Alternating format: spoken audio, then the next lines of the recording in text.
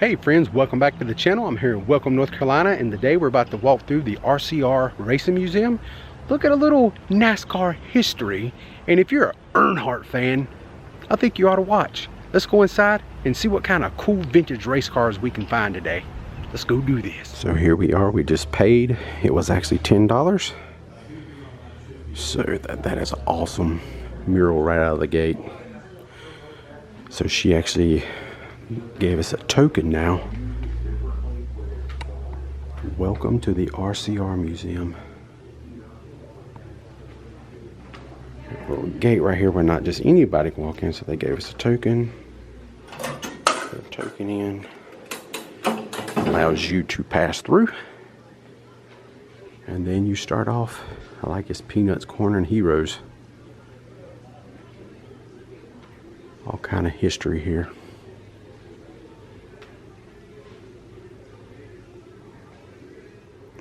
Childress Racing gets its start. Guess that's his original building. And that's him when he drove the number 3 car. Some people don't realize that he was actually the driver of the 3 car before Earnhardt ever come along. That's a good picture of Ricky Rudd when he drove the Piedmont number 3. It was a good story if you've never seen the Dale Earnhardt Jr. podcast, where he talked to Ricky Rudd about that era right there. You know, Ricky got pretty upset with Dale Earnhardt because he kind of stole his ride from him. But he gave him a little bit of too much information on what was going on over here, and that's why he got upset. And they wasn't good friends they wasn't good friends at all after that. So this here is, I like how they have the labels hanging from the ceilings. This here is actually the engine room. And look at all these cars in here. This here is Richard Childress' original office. So we would definitely have to walk down through here. Look at all these old pictures of him and Dale. And there's the office. Pretty much original. They kept it the way it was, and I really like that. You know, I mean, you can even, I don't know if I can zoom, but you see that computer. That's like the old CRT computers. You know, not the flat screens we have of the day. Still very nice, even for the time period. Has deer heads up there on the wall because he's an avid hunter. And right here we have another good photo of Earnhardt in this number 3 car. Looks like Watkins Glen. And then we have us an engine, RCR engine here. Give you a nice up close and personal look at that. So the first Dale Earnhardt car we're going to look at is this one, the Good Wrench. This is the silver car. It was actually nicknamed Quicksilver. And this is what he drove in the 1995 Winston Select. That is so amazing.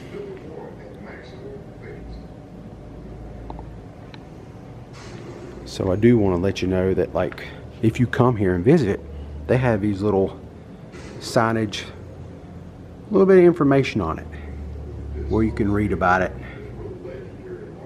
in each car. You know, you don't, even if you don't know, you can't remember the history. It was a really long time ago. I can't remember everything neither.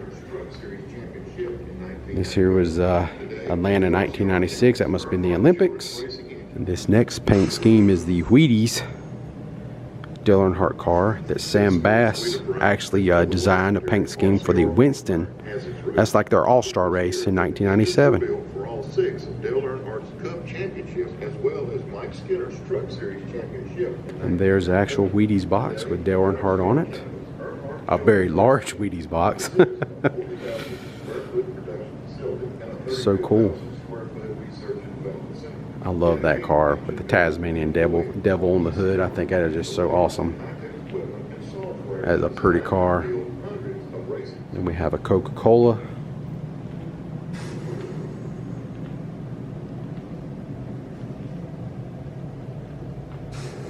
Look at those old go-karts back there. This here is another Dale Earnhardt AC Delco number 3. Some of you guys who really kept up with Earnhardt, I never knew he drove a AC Delco car. So the story goes the AC Delco car is actually a road course car. He actually drove 2 races in Suzuka, Japan in 1996 and in 1997. And he also sat on the pole in the 1996 Watkins Glen race.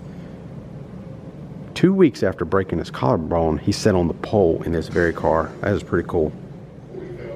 And this next car here is the Bass Pro Shop car that he actually drove in the 1998 Winston All-Star race. We have the classic Wrangler jeans number 3.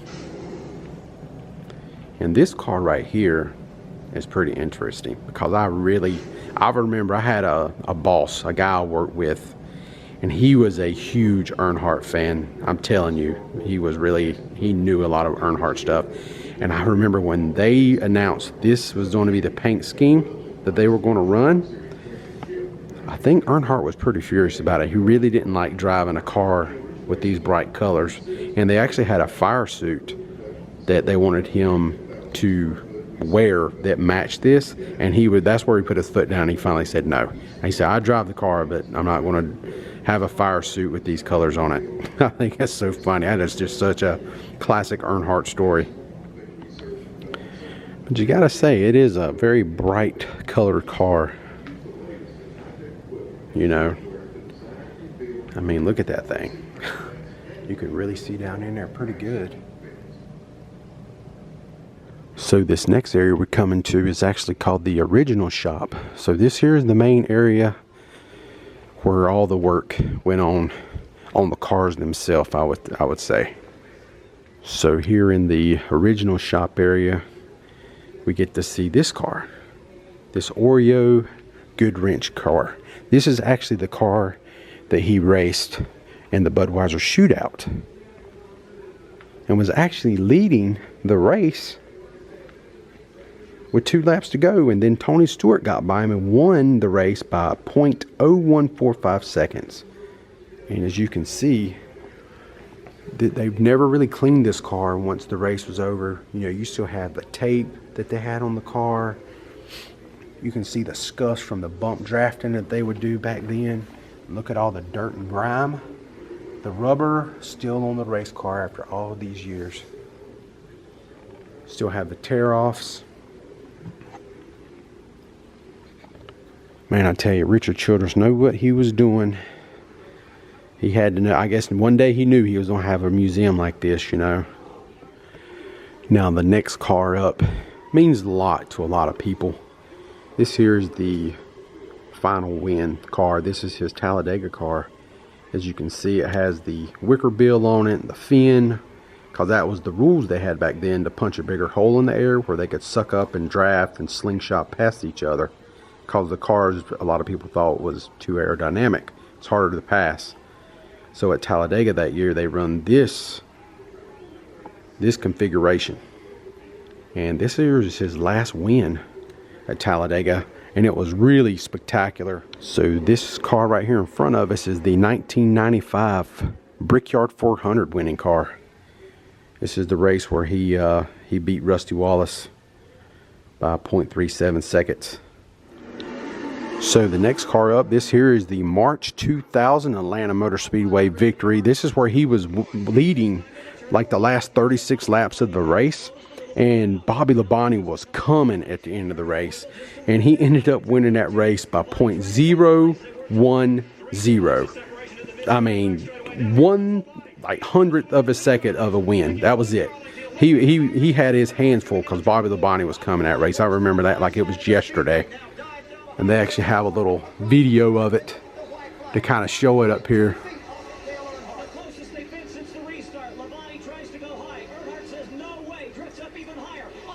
That is so wild. You're sitting here seeing it play out on TV right here, and the actual car is right here. This is so awesome. So next up, this is pretty interesting right here. We have this tire. As you can see, it's blown out. Where do you think his tire come from? Why would it have an importance in this museum? Well, I'm going to show you.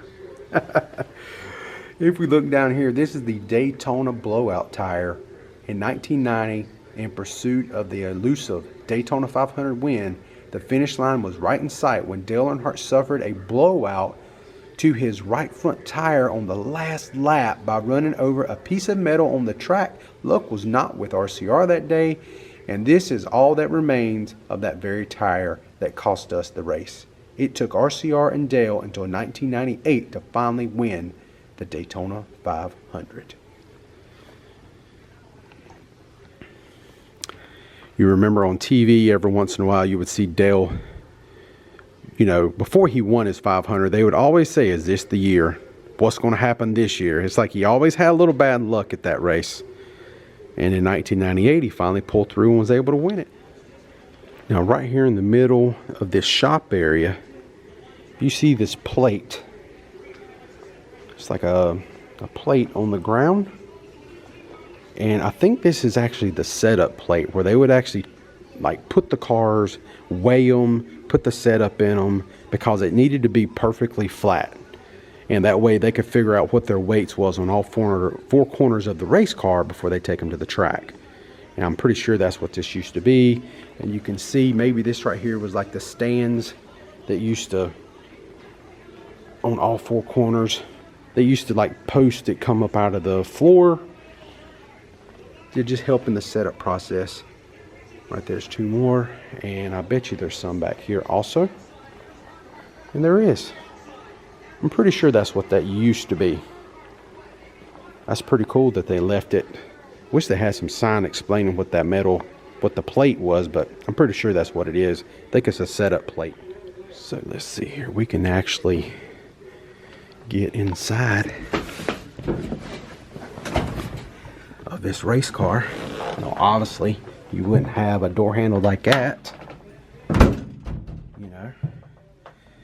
But this kind of gives you an idea. Hello in there. I'm a race car driver right now. Not really. See all the gauges. It's very tight in these things.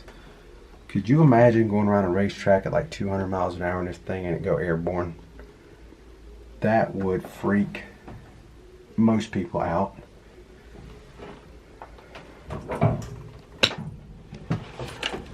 So they always get in the car and got the steering wheel.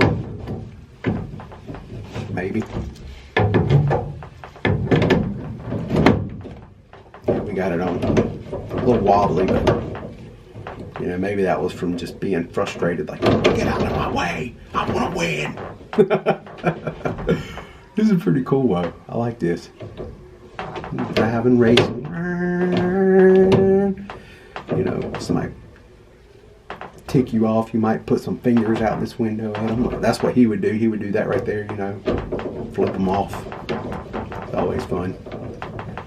Road rage at its best.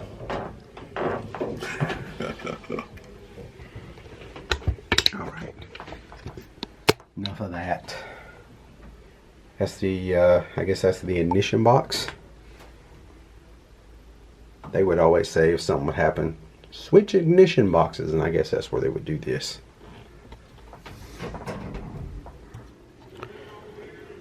This is pretty wild. It's like they just stopped working and just shut things down and went home. Got the crane there to remove an engine or put an engine in. It's up on jack stands. See the Brembo brakes. 2-ton blue point jack. That's it.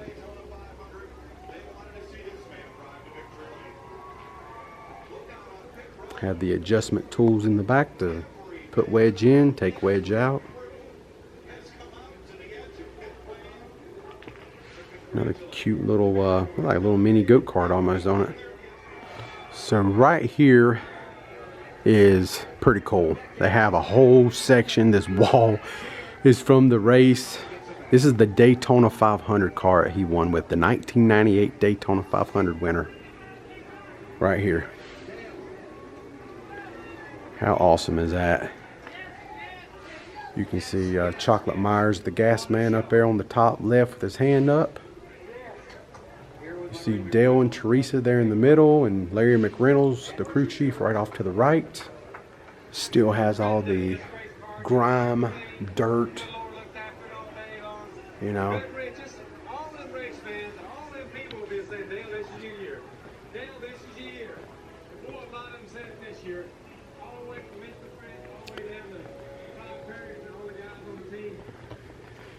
Right there's a picture of that little girl that gave him the lucky penny. And he put that penny on his car, on the dash.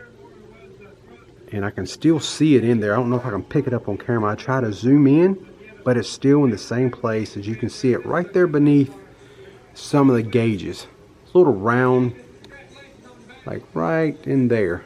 That's the lucky penny. And he won the race with that lucky penny in there. And still to this day, all these years later, that is so cool that they kept that in there. I just think that is such a nice touch. Right over here it says a piece of history. This actual piece of pavement was first laid in place at Daytona International Speedway during the 1978-79 and was first raced on in the Daytona 500 of 1997. It was dug up in the summer and fall of 2010 to make way for new paving of the track, which will be complete in early 2011, which it is now. Obviously, this is 2022. Presented to Richard Childress in September 2010. So this was a piece of the original Daytona Speedway pavement. And then right here at the back of the car, you have the Governor's Cup, the 1998 Daytona 500 winning car owner. The Florida Governor's Cup. I guess you get that when you win the race. I only know of the Harley J. Earl trophy that everybody gets, which right there is a shot of it. They're holding it. It's pretty cool. I was sitting here looking at the back of this car, the spoiler area. Look at all these heavy duty braces they had on the cars. And then right down here is really cool. This is actually the camera that you would see on TV. So when they would show a shot from the back of the car, look at whoever was right behind him, you could see the Good Wrench Service logos, and you could see the 50th anniversary NASCAR logos. Guys, I don't know about you, but I think this is a phenomenal museum. I mean, I'm only the first room or two into it, and this is just so much history in here. I mean, you just do a pan around, and you just look at all of this racing history from just Earnhardt. We're not even in the rest of the museum yet. So for any Earnhardt fan, this is a well worth the trip to come see this. And for like $10 to come in here and check this stuff out, this is awesome. This is a cool museum. I can't believe I've never been here before. And I've lived in North Carolina my entire life. So by all means, definitely come up here and check this place out, especially if you come up here for like the Coca-Cola 600. You got some time. It's not that far outside of Charlotte. Maybe a 30-minute drive, 40-minute tops. So definitely keep that in mind, because this is really cool. So the next room we come into is called the wash bay. So this is where they would obviously wash the cars, clean them up, get them all nice and clean after a race. That is pretty neat. And look at that old car. It's like the old Lumina, right? I think those cars right there from the 80s look so tough. I love it. That is just freaking awesome. So right here we have the transporter bay. And look at all these fans' signatures on the walls in here. They don't allow you to write on the walls anymore. But it is just mind-blowing how many signatures all the way down to the very end. That's all fans. People that wrote messages, put their name on there. Check that out. Most of them are dated in 2008. So here we go. We're going to take our steps up. And here is some of the, I guess, fire suits that the teams would wear. Got us a coffee maker over here. I feel like I'm doing a Disney resort review now. We got our coffee maker. We have some chips. They drank the Folgers Classic Roast. Have a nice little microwave up there. What kind of goodies did they eat on? Fiber One, Wheaties.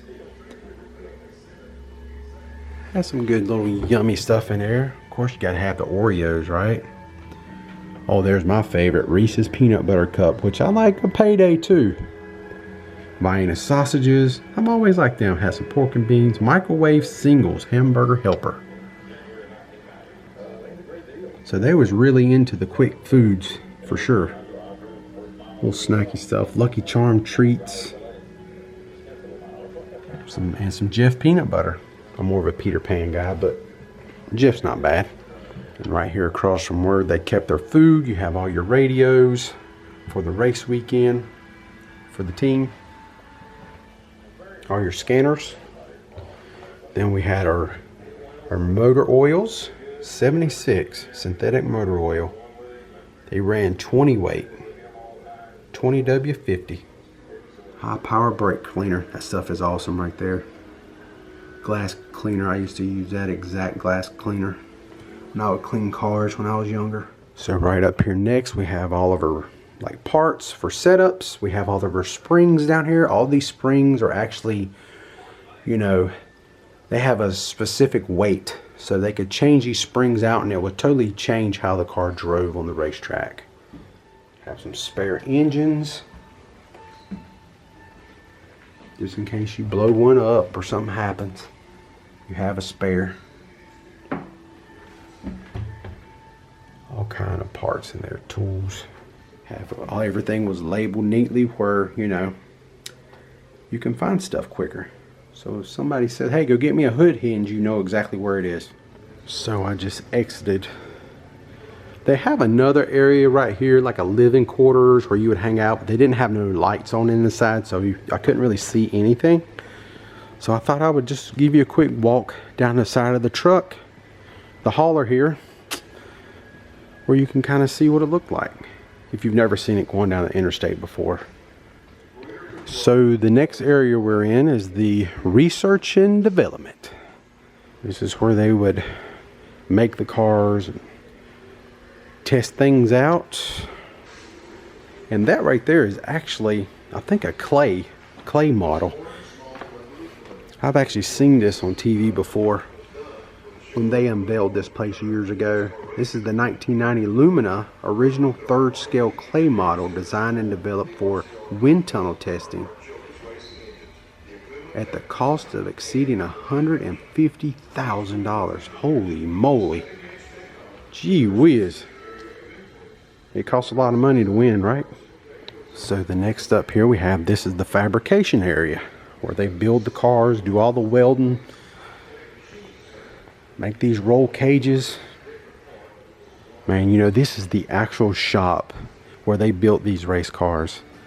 You know, who would have, you know, guys that was in here working, you know, 25 years ago, I bet they never thought, hey, 25 years from now, this is just going to be a museum. There's just going to be some guy walking through here making a YouTube video about where we used to sweat.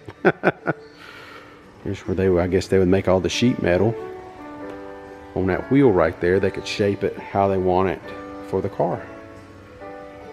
I always thought fabrication was such a cool looking job. I'm sure it's a headache, but it was always such a cool thing. When I would be watching a NASCAR televised event and they would show a little bit of fabrication.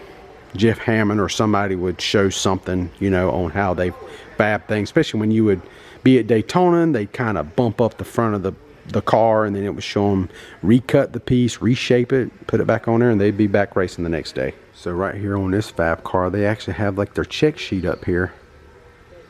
You know, how everything's supposed to be. That's pretty cool. They still was using those, you know, at least back when I used to watch racing about 10 years ago, they would still have these sheets. I hear Larry McReynolds talk about it quite often. And they use one, you know, similar thing here in the fab shop. Somebody left a tool out. Well, that makes it more realistic because, you know, not everyone puts away their tools when they're done. So Richard Childress, everybody knows he's a big wildlife guy. He's got a wildlife and conservation gallery right here, and we're going to walk through it next. So we have a polar bear right there. All kind of animals he has in here. Stone sheep. Bighorn sheep. Got some wolves. Got some bears down there fighting it out. Got some turkeys. Ducks Unlimited. Of the heritage and history of fishing and hunting in the great outdoors, and the need to conserve our natural resources. I encourage you to join Big old conservation moose. organizations like the National Wild Turkey Federation. I know one thing, Ace Ventura sure wouldn't ever want to walk through here because he'd have a heart attack. Look at all these stuffed heads. And if you know what I'm talking about, I think it was Ace Ventura When Nature Calls. It was that movie. And he walks in and sees all these heads on the wall and he about has a heart attack. So once you're leaving the Great American Outdoor area, the heritage area, then we get into a little bit newer era. The Kevin Harvick era starts right here. And this first car we come to, as you remember, this here is right after Dale's death in 2001. This is actually the Atlanta winning car, which was super emotional for any Earnhardt fan, and obviously Richard Childress and his racing team. And as you can see, the car was painted white because they didn't want it black because that was too much like Dale, and then it does not have the number 3 anymore. They actually put the 29 on the car. This next car is the 2003 Brickyard 400 win at Indianapolis Motor Speedway, Kevin Harvick. And I gotta say something, this car, the numbers, the little pinstripes on the silver, this thing really pops. I don't know if it's gonna come out on camera, show up on camera as well, but this thing really is beautiful. Has a lot of pop to it. And they actually have a photo of them kissing the bricks, as most people did when they went at the Brickyard. I think actually Dale Jarrett started that, kissing the bricks, when he won there. So this next car right here, this is actually the road course win car for Kevin Harvick. This thing is nasty. I mean, they ain't cleaned anything. It still has like all the little papers and stuff that you see flying all over the air in Victory Lane. I'm thinking champagne is all over this thing. It's just dried on, gooped on there. This was in 2006. And this paint scheme right here, just like this one, these are my favorite Kevin Harvick cars. I love this paint scheme. It was just something edgy about it I always really enjoyed. But yeah, this thing is just, I mean, he used it up, man. Look at that fender. And then the side over here, I think this is off the same car maybe, I don't know, or maybe the other side. I'm not sure what's going on here, but that thing there is pretty mangled up too. This next car right here is the 2007 Daytona 500 Kevin Harvick win, when he was driving the Pennzoil shell car. And once again, they didn't clean the car. I love that. Look at all the grime on it from the Daytona 500. Look at all the tape he ran on that thing that day to give him maximum speed. Still has the numbering on the tape over there where they can say, I want, you know, to pull some off. They'd say pull 1 inch off, and it has a 1 there, or a 2-inch piece. You can see, look at that hole in the front of the car right there from all the beating and banging they was doing back then in those races. That is so freaking neat, man. I love this kind of stuff. So right here we have the Oreo Ritz Crackers Busch Series car. This is actually not a Dale Earnhardt car, even though it has the Oreos and the number 3 on it. This was actually the 2002 season opening winning car from Daytona. And this was Dale Earnhardt Jr. that drove this race car to victory. I actually remember watching this race, and he was so dominant that day. Did you see his name up there? They only ran this car 1 time, and he killed it that day. He was so good. And this was at the beginning of the season, and he was really on the wheel that day. I mean, it was really amazing. Right here's the number 31 Mike Skinner car they have in here on display. And then right next to it we have Clint Boyer's number 33.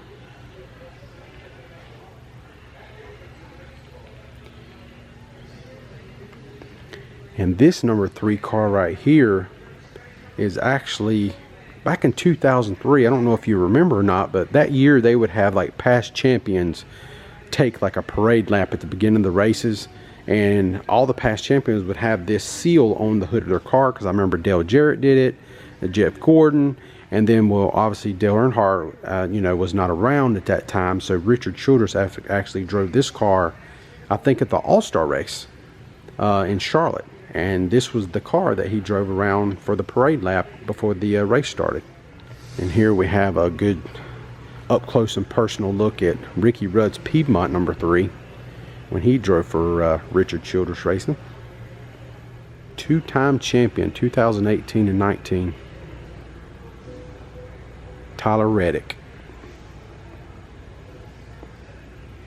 A lot of grime on that car too.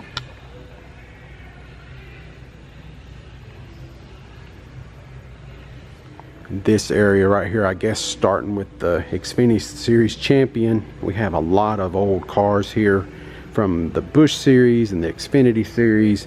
Right here's Clint Boyer's number 2. Still has the Busch Series logo on it.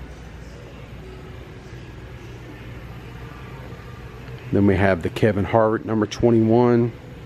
He was really, really dominant when he drove this car. I ain't kidding, he was good. Here's another Kevin Harvick number 21. This is the payday car. Holiday Inn Kevin Harvick. And then here is a Clint Boyer BB&T.com car. And by that time it had changed to the Nationwide Series. And right here is Austin Dillon's Coca-Cola 600 winning car.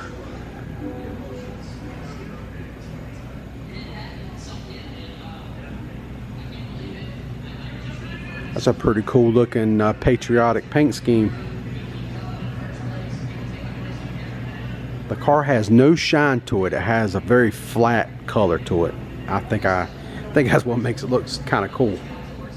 And notice all the little things that stuck to the cars from Victory Lane, but it's in the shape of Coke bottles, not the rectangle square pieces that you normally see on these cars when they're in Victory Lane. And here's Austin Dillon's Daytona 500 2018 60th anniversary of the Daytona 500. Austin Dillon's race car. Right here it is. I guess they got the tire down there where he burned the tires down, spinning at the end maybe.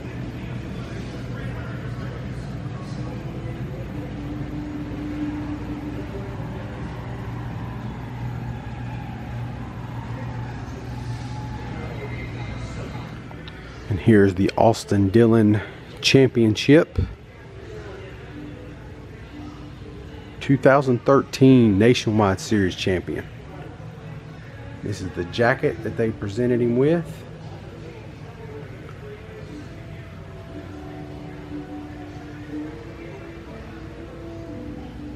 And look at the flag where he had it hanging out. It's all burned up and stuff from the burnout.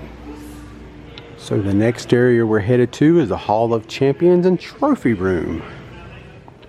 So they have all kind of different trophies up here from places like Talladega. There's another Talladega. There's a lot of Daytona 500. There's a Gatorade 125s. I can remember that. It was way back. I think they're just called I think they're 150-mile qualifying races these days. There's NASCAR Busch Series Grand National Division trophies. And this car right here is actually Richard Childress' car that he drove way back in the day. I'm thinking 70s at least. Had his name on it because he was the original driver of the 3 from Richard Childress Racing. It was not Earnhardt. And right here is another Austin Dillon. This is his truck series number 3, Bass Pro Shops. Always like that paint scheme. I always thought it just made a good looking car or truck. Pretty neat. And here's Todd Dillon, his brother, 2011 ARCA Series champion. So this area right here, Richard Childress had a beloved friend by the name of Neil Bonnet. Dale Earnhardt was also really good friends with Neil. I think they all went hunting together. And they was competitors, but they had a really good friendship. And Neil Bonnet was actually killed in a practice crash at Daytona on February 11th, 1994, while just testing for the Daytona 500 for team owner James Finch. So Childress will always remember his beloved friend as one of the very best drivers in NASCAR. Neil Bonnet was one of the greatest racers of all time, in my opinion, Childress said. He was a tough driver. Sitting here walking along looking at this Dale Earnhardt car, and I see a sponsor on here I've not seen in years. Western Steer. My family, we used to go here and eat all the time, like big family dinners, and eat steak, and I would always order a steer burger because I didn't want a steak. I was really young. I was probably 8 years old, 10 years old, something like that, but I remembered Western Steer. They're not around no more, but it was cool to see that emblem. And right here we have Mike Skinner's number 3 truck. I almost forgot about Mike Skinner driving the number 3. And I think maybe Ron Hornaday might even drove the number 3 truck at one point or time.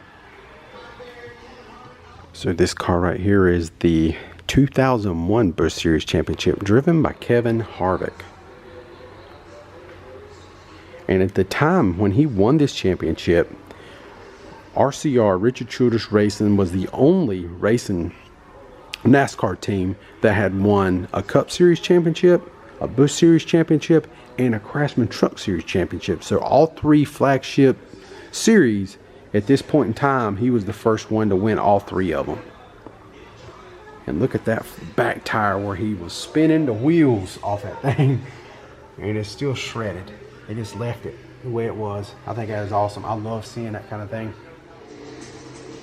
That is a cool Coke machine. Used to see these everywhere back then. This is a relic in its own right. This is like a roadside attraction within the museum.